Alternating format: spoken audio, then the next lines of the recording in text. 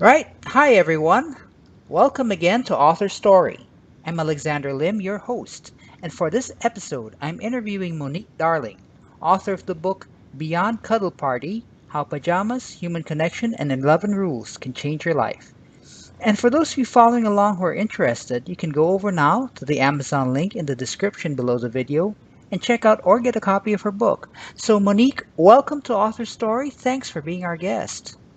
Thanks for having me. Good morning, everyone. So, Monique, for starters, can you please tell us a little bit about yourself? What's your author story? Well, I grew up in repressed Mormon Utah. Hmm. And so, like 98% of the state is Mormonism. And so Right. that's really all that I knew growing up. But I, Okay. I was very curious. And so I asked all kinds of questions, and I didn't fit into any of the boxes that like Mm. everyone around me did. And so I felt like, wow, there's something wrong with me.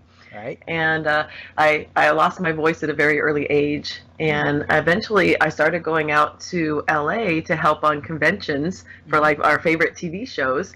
And there were people that were coming from all over the world that were fans of particular TV shows, and a lot of them would drink and do different things. They're like, "Oh, Monique's the sober Mormon person, so why don't you create a safe space for us to be able to cuddle, like to be able to connect after these big conventions?" Mm. And so I came up with my own version of Cuddle Party, not knowing anything else existed like that. Right. Right. And so somebody sent me a link for, after 2 years of this, they sent me a link that said, Monique, look at this. Isn't this freaky? And I click on it, and it was a 6-minute video all about cuddle parties. Hmm. And so, needless to say, I went and looked up online, and I'm like, wow, maybe I'm not all alone in this world. Like, there's other people like me. And Okay. I found that there was a cuddle party 2 hours away from my home, like Mm. a few days later. So this Right. was 11 years ago, and I walked into my first cuddle party and just wearing, like, I went and bought pink flannel pajamas, Hmm. and even at the doorway, it was like the facilitator opened up the door and said, "May I give you a hug?" Hmm. And I realized a couple of weeks later that was the first time anyone had ever asked me before touching me. Mm. And I sat through the welcome circle because cuddle parties are like a boundaries and communication workshop Hmm. that then you get to practice touching and cuddling if you'd like after Hmm. the welcome circle. Right. So the welcome circle were these 11 rules that I just sat there transfixed, and like it really took maybe 200 cuddle parties later to finally start unpacking these rules and start living my Wow. life by them. Uh-huh. But Uh-huh. it was an incredible experience, and I became a cuddle party facilitator 2 years later, Hmm. and now it's 11 years later, and I facilitated 650 cuddle parties all around the world. Wow. Okay. So, would you say then that cuddling then has changed your life, has transformed you in some way? Absolutely. And being able, because what cuddle parties do is they give you space to be able to recontextualize rejection and no. Because so Mm. many of us grow up feeling like, I don't want to disappoint people, I don't want to hurt people's feelings. And so Right. you feel like no is a bad thing. Mm. And Cuddle Party reframes it into that no is actually the greatest gift you can give someone, Hmm. because when they hear your no, that's when they can actually start trusting your yes. Right, right. Okay, got that. So, just for the benefit, just using yourself as an example, who were you like before you discovered cuddling, and who are you now afterward? I was a person that was trying really hard. I have 3 kids, and I eventually was like the first person in my family to start buying a house. I was Mm-hmm. working full time. I had the pets. Like, I had all the things, the American dream that people try their life to get. Right. But I was miserable. Like, I didn't feel like anywhere in that space was really me, and that there wasn't room for me. And so the more like I tried to perfect that model and be like the good girl, go to church and be Mm-hmm. the mom and be the worker, I just felt worse and worse, like a fraud. Like, this really isn't me. Right. And now, like 11 years later, I'm actually helping lead so many, like at festivals and conferences and workshops around the world, of helping people feel like, if I have a space to be exactly who I am, what does that look like? And every day I have that opportunity. Like, I'm asking myself all the time, okay, in this moment, if I have every single option available, what do I want? Who am I? And it's so different from that girl 11 years ago. Right. Okay. So cool. Okay. Fantastic. So, just for the benefit of our listeners, because cuddling is still not commonly known throughout the place. I mean, people are more familiar with. All right. I'll just put it out there. More familiar with orgies. Hmm. Those kinds of things. For the benefit of those who are not aware what cuddling is, what is a cuddle party all about?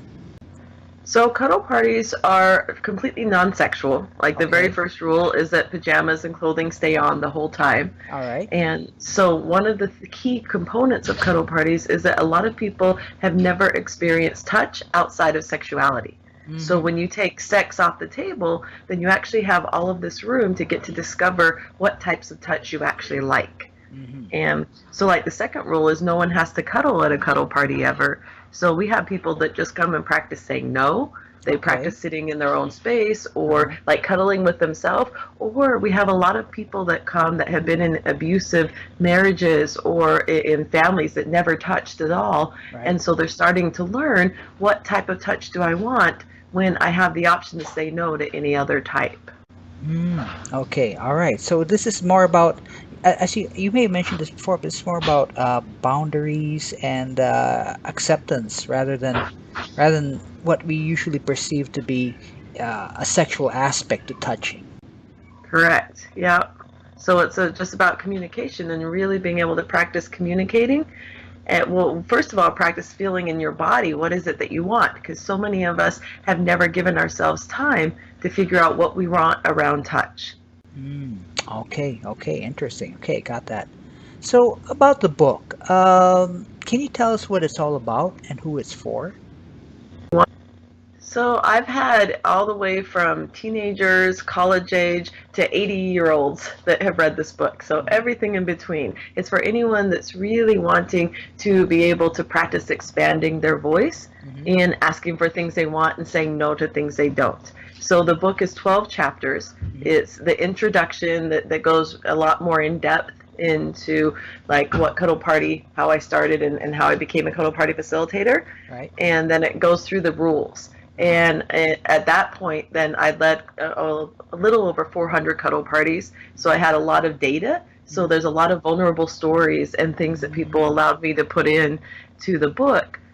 This is what really happens is as people start experimenting what being able to say yes and being able to find the touch that you like. And just like we have a woman that came that hadn't been touched in 13 years. Mhm. Like she was pretty much a recluse and she'd been in a really abusive marriage and her husband had died 8 years before and Right. she just didn't want to leave her house. Right. And so her friends kept encouraging her, come leave. And she went and saw a video that I had online. And she's like, wow, I really want to meet this woman. Mhm. And so she showed up at this particular cuddle party and she came and sat by me. And even as people were like introducing themselves and sharing why they were there, she didn't have a voice and she couldn't even speak up. But halfway into the cuddle party, she came over, she scooted a little bit closer, and she's like, could I just put my leg by yours? Mhm. And she eventually started opening up and crying and sharing with me her story. And by the end of that cuddle party, then she asked if she could lay in the center of everybody and have all of us just touch her with our pinky finger. And Mm. so she just laid there with like 20 people barely touching her body. Mhm. She just sobbed and just like really took in that touch didn't have to be abusive. And Mm. it was incredible. So there's just all kinds of stories like that Uh-huh. from real life people around the world and how coming to cuddle parties and having the safe container really changed their life. Right. Okay, interesting. So, Monique, what made you decide to write the book? Was there like a single aha moment when you realized, I should write this thing? Or was it more like a growing realization as time went on? Yeah, it was. I had an aha of so many people asking me, how can I do it? Mhm. So, like at the end of each chapter, then I say ways that you can take that rule out into your life and live it, Mhm. and like different exercises. Mhm. And so those exercises started coming to me, and I'm like, oh, like it's I really do want to write this book. And then it started flowing through me, and it took about 2 years to actually create it all. But it felt so easy. Like every single day, I'd be looking around, and it was so cool because it would feel like each chapter I was writing, it was like the whole world revolved around that chapter. Like everything started coming in of what was perfect for that particular piece. So it just felt like something way beyond me was coming through me and bringing this book forth. Right. So it's a pretty easy write up then. I mean, you didn't have to struggle much. I mean, everything just flowed. Yeah, the hardest piece for me is I had it almost done, almost completed after 18 months. Right. And I had my laptop stolen, and I'd only sent half of it to my editor, so the other half was gone. Like the second half of the book was completely gone. Okay. And so it was being able to release that. And then as I started rewriting it, of course it was way better. And like even the conclusion, one of my grandest mentors on this planet was Wayne Dyer. And he passed away like right when I was writing that conclusion chapter, and it was just the perfect, like everything just fell into place. But that was kind of hard letting go of like, wow, I needed my editor, and everybody was waiting for the book to be completed, and everyone had to be put off for another 6 months before it was done. Okay. Right. Right. I got that. So, Monique, you mentioned that there are 11 rules in a cuddle party. Would it be okay if you mentioned these so our listeners can hear what they are? Sure. Yep. The first one, is that clothing stays on the whole time. Okay. And the second one is no one has to cuddle at a cuddle party ever. Okay. And so what that rule creates is a space of where there's nothing that has to happen. Right. Then that's where you start finding your get-tos. And so we welcome people to be able to leave at any time if they feel like they're full. Like it's just creating that space of the only thing that is required at cuddle parties is following the rules, and everything else is your choice and your co-creation. And then the next piece is the rule that actually gives people back the gift of their voice. So it's you must ask and get a verbal yes before touching anyone. So we encourage you to be really specific in your request. So instead of just saying, Alex, could I touch you? Then I say, Alex, could I touch your right knee? Or could I hold your hand? Or so that then you have an idea of what I'm asking you. And then we say you have to ask every step of the way. So if you said, yes, I could hold your hand, then I would ask before I wanted to rub my hand up your shoulder or rub your back, or, you're asking each step of the way. So you're really giving the person back the opportunity to feel into, am I a yes or am I a no to that particular form of touch. All right. And then the next piece, the next rule is if you're a yes, say yes. And if you're a no, say no. Okay. And so it goes into really being able to articulate what it is that you want to ask for. And like this is one of my favorite rules because I get to talk about being a kid on a tricycle. Okay, and so you imagine that your kid on this tricycle out at recess, and you ride up to a group of kids, and you're like, "Hey, you want to ride on the back of my tricycle?" Right. And they all say no. And so you get back on your tricycle and you're riding up to the next group of kids and say, "Hey, you want to ride on the back of my tricycle?" And they all say no too. And so the idea is that this kid's just going to ride around all day asking until they get a yes or until they tire themselves out. And so that's what Cuddle Party creates, is that place of fearless play, that just by going out and asking for what you want, you've already won, whether or not anyone ever says yes, because you're listening to you.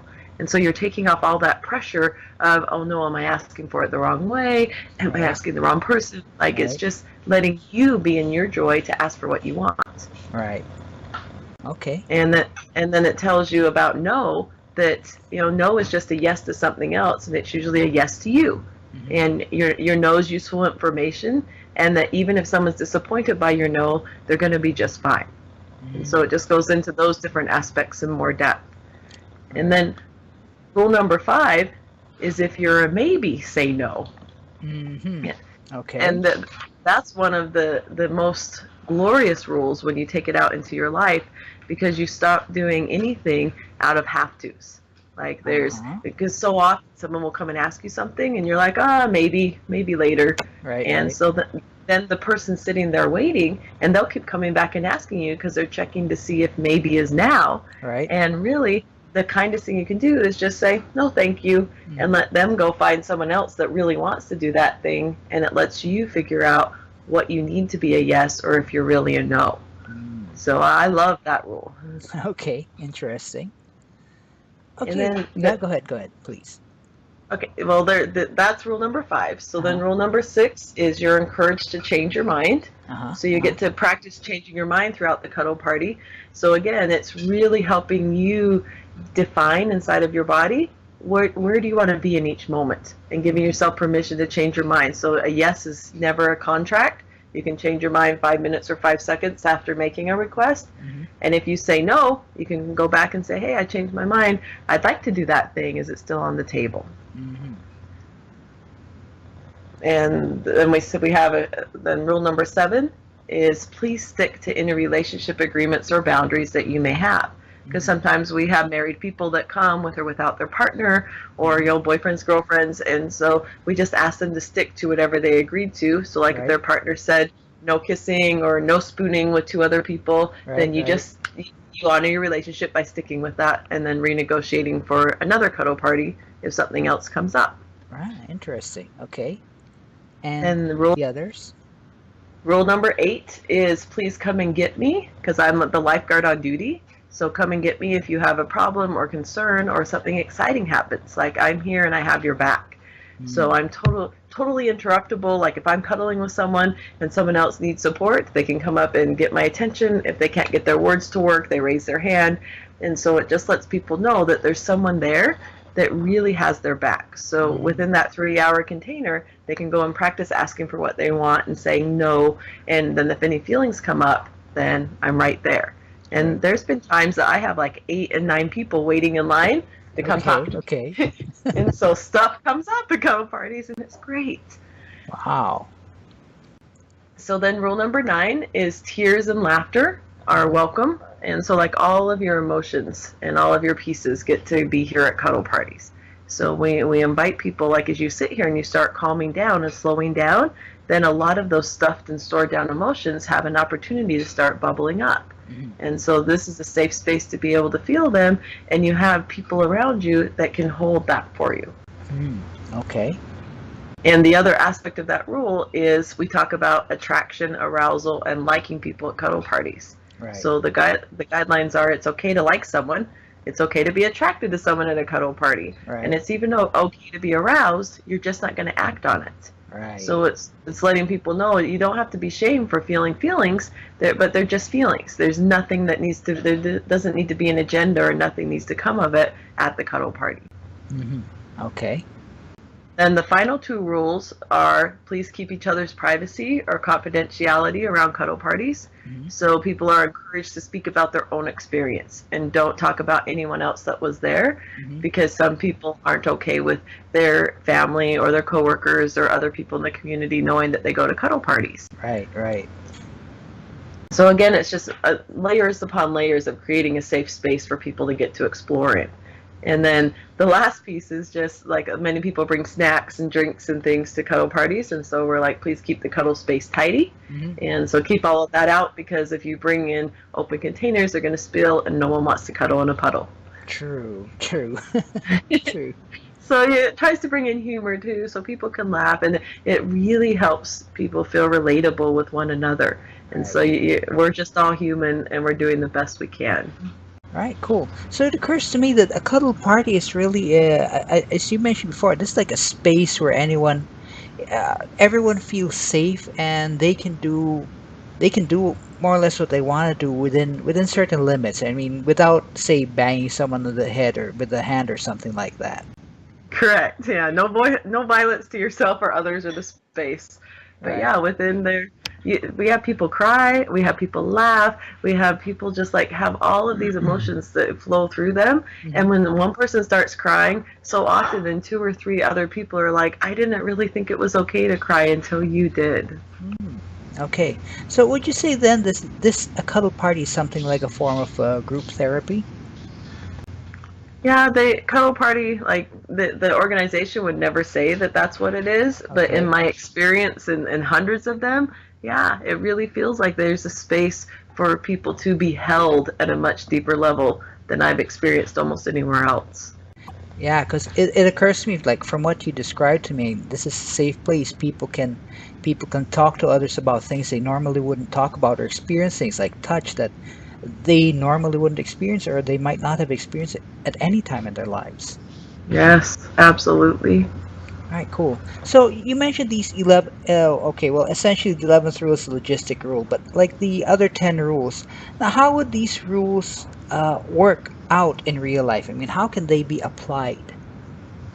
So it's really even so the second rule of being able to ask and getting a verbal yes before touching people Hmm. is that so many of us are not aware of like we're well intentioned and we're wanting to connect with people. And so Right. imagine that you're walking with a beloved or you're at work and you just go up and hug somebody or you just go up and like touch their back or like there's so many of us that are really touchy feely and we're always touching people. Mm-hmm. And I know when I started doing a lot of cuddle parties, I realized there was still a part of me that didn't know if the other person was okay with that.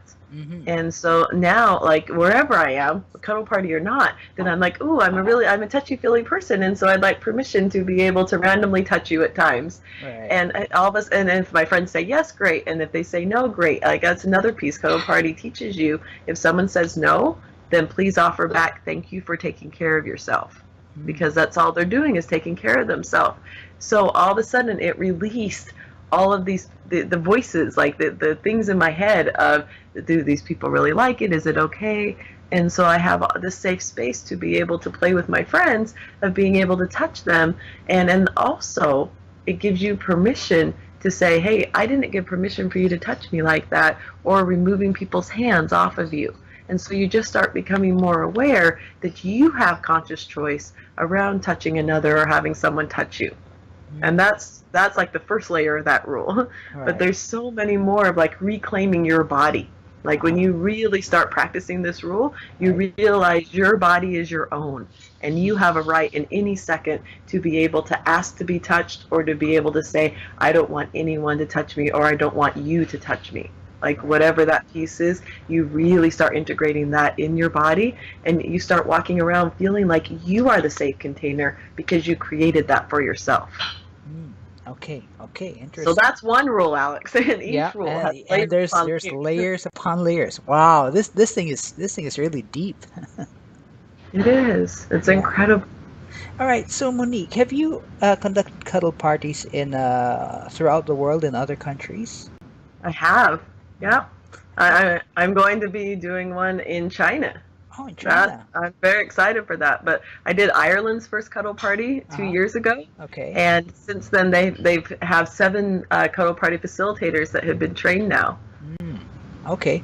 Because I'm curious because like some cultures, I'm not sure if the Chinese are these, like they emphasize not touching others whenever they greet and things like that. How if you've had any experience with these sorts of cultures, how does a cuddle party work in those cultures compared to say like in the United States?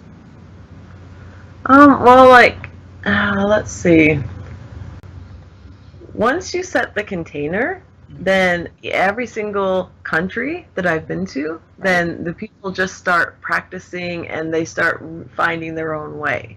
And so even like in Germany, or places where I have to have a translator, Right? then I've watched the magic of cuddle party happen, that's Hmm. still within that intent, even if the words aren't exactly the same. Hmm. Then after half an hour or 45 minutes, then every single community, whether it's Denmark or Ireland or Bali or whatever country I'm in, Hmm. then the container itself starts melting away the cultural differences, Hmm. because at the bottom line, people want to be touched, they want to connect, they want to have a safe space to be able to mingle with each other, whatever that looks like. Okay, so we can say then this is like the need to be touched. You can say then is something like a universal human need, a universal human desire, regardless of where we're from or where how we grew up. Yeah, in my experience, that's what I've observed. Mm, okay, okay, I got that. So Monique, let's say you met up with someone who is depressed, insecure, needy, something like that, or who realizes they're missing something in their life. Hmm. And let's say you had only enough time to tell that person one thing, about cuddling or the principles behind cuddling, which could help them out, what would be that one thing you would tell that person? Wow, that's a really great question. Let's see. It would be that you are in relationship with yourself first and foremost. Like you're the one person that you're always going to be around from birth to death. And so the more ways that you can find to get to know yourself and to honor you where you're at, then the grandest or the greater life that you're going to lead. Okay, that's wow, that's interesting, and I don't think a lot of people hear that very often. Yeah, because we're so many of us are focused outward. And when Yeah. you can focus inward, that's truly where the magic starts happening. Mhm, mhm. Now, just a little sidebar. When you say focus inward, we're not talking about someone who's focused on his own ego, is it? I mean, No, what do you no, mean by but focused inward? to me, that still is like an erroneous idea that the world's put out that we need to be selfless and we Yes, need to yes, be in service all the time. Like yes. you're going to drain yourself. Like you have to be able to. Here's the greatest joy that I found in doing this work Hmm. is that you really bring your own focus back to your center. Like, really love yourself, really start finding out what you need in each moment. Because then, when you're giving, then when you're out in the world, when you're loving a partner, or your kids, or your parents, or your coworkers, it's from that overflow space because you've already filled yourself up. And it's like in this society that feels like it's not okay to love yourself or it's not okay to focus on you, Yeah, be then selfish. You're selfish if you yeah, do that. you're missing out because when you're full, all you have to offer is generosity. Like you're such a generous being because your heart's filled up and you're getting your needs met because you're finding the ways to get them met. So all of a sudden you have all of this space and time to want to give to others. And you're not doing it because you're supposed to or for validation or because, ooh, I want to look good. It's actually, that's what's so funny is the irony is that as you more focus on yourself, then the less narcissistic you become, like the less selfish you become, Okay. because all of those needs and things that you've been trying to get met by everyone else, Hmm. you're already loving and taking care of you. So then everyone else just becomes this joy. Like when you're with someone, then you're so full and happy that you really can invite them to show up how they are. And it's just a beautiful phenomenon that I see as people really, really start finding out who they are in the world and giving themselves permission to be that. And then Wow. all of a sudden, everyone else around them has permission to be them. And then you have real relating. Right. Cool. And I find it very interesting because I mean that's not a message that is commonly told, commonly said to a lot of folks. Oh, I agree. I never heard that message. I had to discover and struggle through so much to guilt and shame and just like, oh, this isn't okay, and so much outward energy to Yeah. finally find like there's just such peace when Wow. you love you. Right. Cool. Okay, Monique. So in the last few minutes of this interview, are there other than the enormous words of wisdom you just mentioned, are there any other words of wisdom you'd like to share to inspire our listeners? Mm. Well, one big piece that I've been working on this year is trust. Okay. And I've had so many people say, "Well, how do I trust the world? How do I trust Mm, my partner? How do we prove that someone's trustworthy?" right. And the biggest key I found is you have to learn to trust you. Like it Hmm. doesn't have to do with anyone else because the people around you, if you would just assume that they're all trustworthy, Right. because most people are really doing their best, Hmm. then and you've done the work on yourself to be able to trust that whatever that person brings to you, whether they steal your car or they give you $1 million or like however they're showing up and being them, if you can trust yourself that you'll be able to relate with them, that you'll be able to take care of you, then there's this automatic trust that starts forming. Mm. And I've watched again and again that as you trust people and as you really open up to them, their best aspects have a chance to come out around you. Wow. Cool. Fantastic. Cool. Great words right there. Great words right there. Thanks for the question, Alex. You're welcome. You're welcome. So, in closing, then, the book is Beyond Cuddle Party: How Pajamas, Human Connection, and 11 Rules Can Change Your Life. The authors are guest Monique Darling, and you can find her book on Amazon. Monique, you also mentioned another website, your own website, where our listeners can get a hold of your book. Yeah, my website is whereintheworldismoniquedarling.com. Okay. And so you can actually get a free PDF copy if you go sign up for that website, and you can also know when I'm doing a cuddle party near you.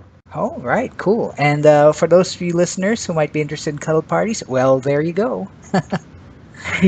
So, Monique, thank you very much for your time. Thank you very much for being an author story. It was delightful having you here with us today. Thank you so much for having me, Alex. You're welcome. So, if any of you listeners want to check out this book, go ahead and check out Beyond Cuddle Party, which you can do so by going to the Amazon link in the description below the video or even Monique's website. And if you'd like to follow our author interviews on YouTube, I invite you to subscribe to our channel. So bye for now, guys. I'll be back next time on Author Story with another inspiring author.